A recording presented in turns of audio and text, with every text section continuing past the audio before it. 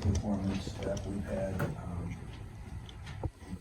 We just did not do a good job. If one player gets 70 points in 2 games, can't blame your players for it, you gotta blame your coach. We tried to do different things. We tried to double them with different people.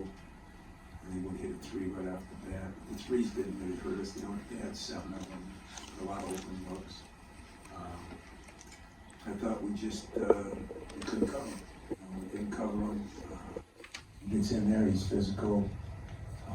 Can't push him out. Was disappointed in that a little bit. And then the play before half, give them credit. Their 4 guys had 24 points. That at our place almost had none. Martin, he gets 6, and Newman, he gets 3. Jenkins played well. I think Jenkins did a nice job for them. He gets 11. That was a big deal. And Kaufman gets 4. That's 20-some points between those 4 guys. I think that was the difference. We did a decent job on Lawyer. He great player, and I thought he gets that 3 real late. Otherwise, what does he end up with? 9. So we did a decent job on Smith. But as I said about Matt's team, and I just reiterate this, it's the best role coaching job, I think, in the nation. First is a hell of a player, and he barely takes a shot, but he plays his role to the nth degree. Very, very, very good at it. We cut it to 10, the halftime, they hit the 3 because of, I don't know. I guess it was a good call. I don't think officials make that calls. So, we're going for the last shot. Could cut it to, we could cut it to 15 or 14. Instead, they hit a 3, and I get a technical for questioning something, and not on the guy didn't give it to me that I was questioning, and so that's 5 points. And so that's really a 7-point swing. 2 we don't get, 3 they hit, and the technical. So that's a 7-point swing, and Purdue's too good of a team to make 7-point swings. I give my team credit. We bounced back. We played the cutoff. We had 4 possessions late. When we had a 10-point lead, we threw it out of bounds once. We traveled once. We didn't get shots. We cut it to 10. And I think that's what the game was over. But Edey played awfully well. They did an unbelievable job of getting them the ball. And I'll take questions.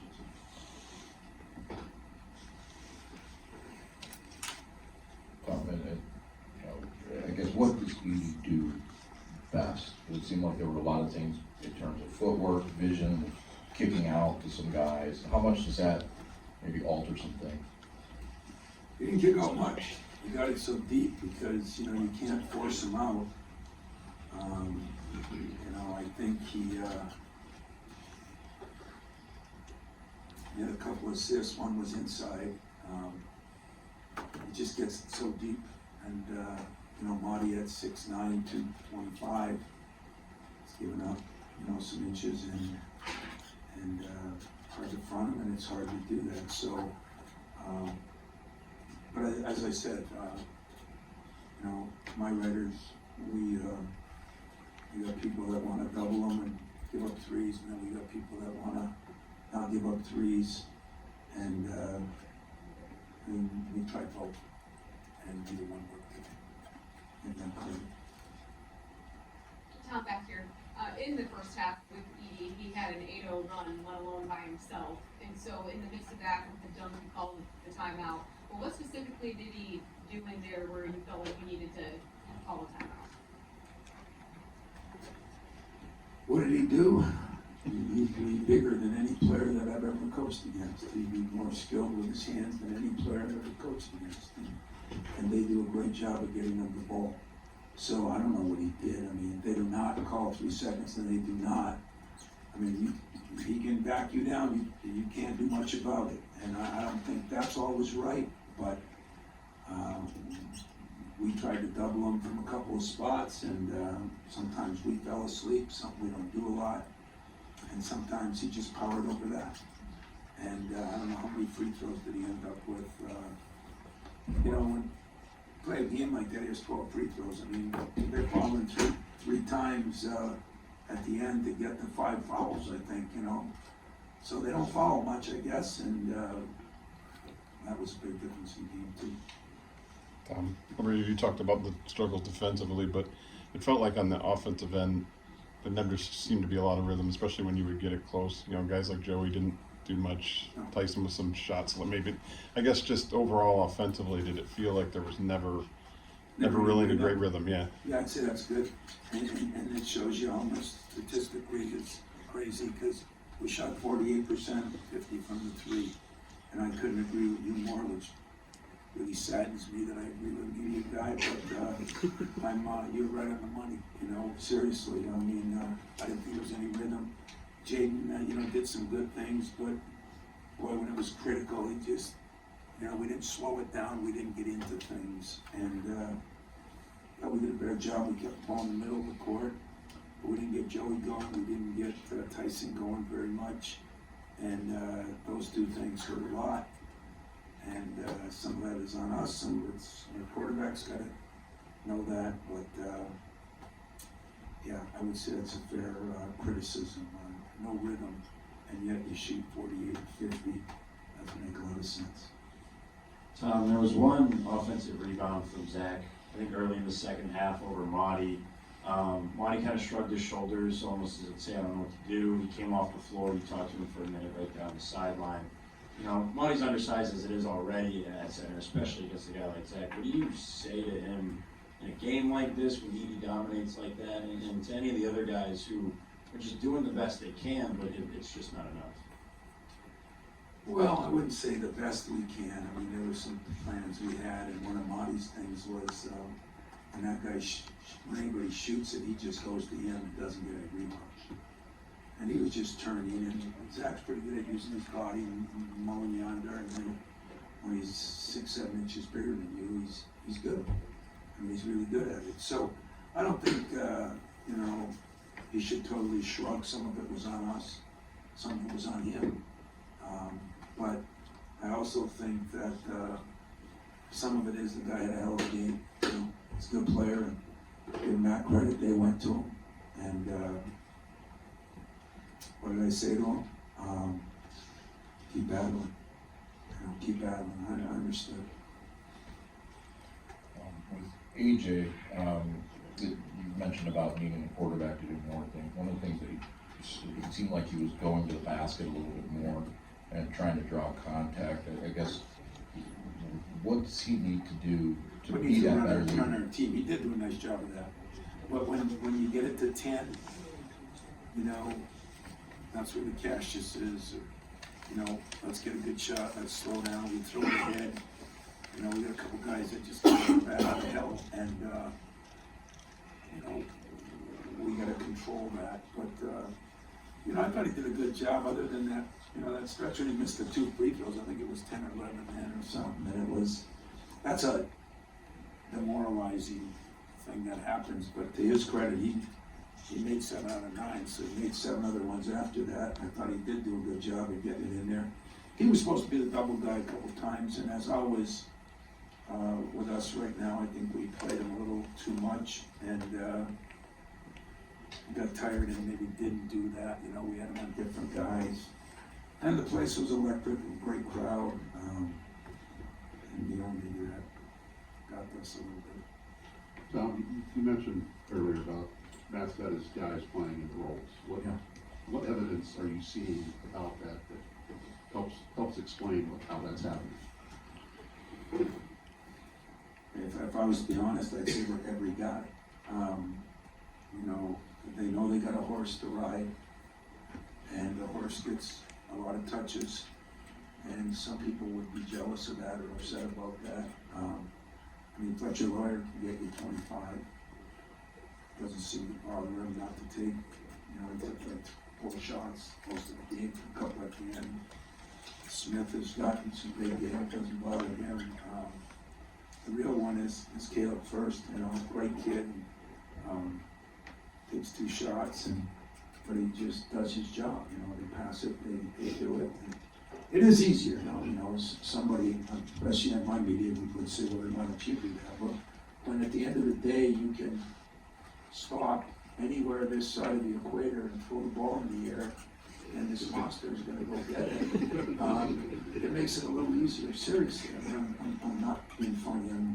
It's always, when we had Miles Bridges, if you just threw a lob, it didn't have to be a good lob, it didn't have to be a decent lob, it could be a terrible lob, and he was gonna save the day, and Edey's even better than that in those ways, so I just think the fact that there's no jealousy, at least doesn't seem to be. Some of those guys were scorers like Noonan and even Gillis, and it's easier when you're 22-1 or whatever they are. It's easier, but I think Matt's done that his whole career here. I think that's what if I had to give him credit, yeah, he runs a lot of good stuff offensively. He's a good defensive coach, but I think he puts his players in a position and doesn't allow any deviation. And I got a lot of respect for that. Hey, Coach, you're in Matt's house. Both you guys follow legends. I didn't understand it last night. I was a little disappointed. Well, I mean, you guys are fierce on the court rivals, but good friends. What's it like for you to see Matt get the success and achieve the success in this program? And as you kind of mentored a lot of these guys that have come up through behind you. Well, this is a special relationship here. I still talk to Gene once in a while. He still calls. Gene and Judd, Bruce Weber, Matt, myself. Bruce and Matt and Tom. I don't deserve much credit today, but 13 years with Judd, I deserve a hell of a lot of credit. And Matt played for Gene and coached with him. He deserves a lot of credit. But I think we all learned a lot too from those guys, and it's sad that I think those guys are still special, and I've tried to keep the Michigan State program with some sense of discipline and things that my mentor set me with, and I think Matt has done the same thing, I'm probably as ornery as my boss. Matt's a little calmer, although when you're winning 22 games, I always said Mike Krzyzewski could sit there looking like Pope John III on the bench because they're winning a lot of games. But I think he has that fine line between discipline and getting along with his players, and he's done a hell of a job here. I know people appreciate the job he's done, and I think they do looking at the arena today, and so it's good, and our arena has been unbelievable this year too. So it should have been a game that was a lot closer, if you ask me. But they made sure it wasn't, and that credit goes to them. Anything else, guys? Thank you. Thanks, guys. It's been tough. We've been throwing the book at him. For him to still put those numbers up shows you how good of a player he is. I think our bigs did a good job of making it tough on him at times. In both games, they did a good job at both games. I just think he figured us out. We just did a good job finishing around the rim. But I think we gave him our all. We gave him every look in the books. Maybe we could do it like that. You guys got back at the same time there, second half. How much did those go into It definitely hurt, Being on the road in the big city, we know how that is. And we knew coming in, them being number one in the country, this is the first time being number one with the students. We knew that, so we knew how hostile and how hard they were going to come out. And the possessions down the stretch, we were making our run, kind of hurt. They hit a three, and then they got to the foul line, and every time we kind of started chipping away, we got it back. What did you get to about So it was definitely difficult to not get nothing on those possessions when we were going in a position like that, down 10 minutes to go. Definitely hurt us. With the obviously one game, you guys are playing really well. Against Edey, how do you kind of keep and prevent them and just focus on what's next? You know what I mean? Like, just keeping your head about it. Definitely keep our head. That's just where I come in as leader. Just continue to rally my guys. Keep your head on straight. Give me a lot more basketball to play. Got to close this Big T stretch out how we're supposed to. Put ourselves in a good position. So got to learn from it. It's definitely okay to be frustrated about it right now. We're all competitors. We don't like to lose. And so I just got a couple of days off and just get ready for Rutgers. I know how to environment in Madison Square Garden. So just get ready to look forward to that. And just learn from this game and put it behind us in a way, but not in a way. And use this chip towards our next few games. AJ, offensively, did things seem a little disjointed? Coach Izzo was talking to us about it. He didn't see much rhythm, I guess, on that end. I know it's a difficult matchup out there, but did it seem a little disjointed, like you guys were trying to find that rhythm and it just didn't come, maybe? Yeah, I think we're trying to find our rhythm. I think they kind of took away some of our guys by not leaving them standing attached, things that nature. So we're trying to figure out ways around that, and I think me being a point guard, did a good job of figuring that out and putting those guys in position to contribute to that. So it's something I can learn from, go watch film and figure out how I get those guys in better positions when they're being overplayed like that, and just continue to do basketball. When you have a player like Edey, obviously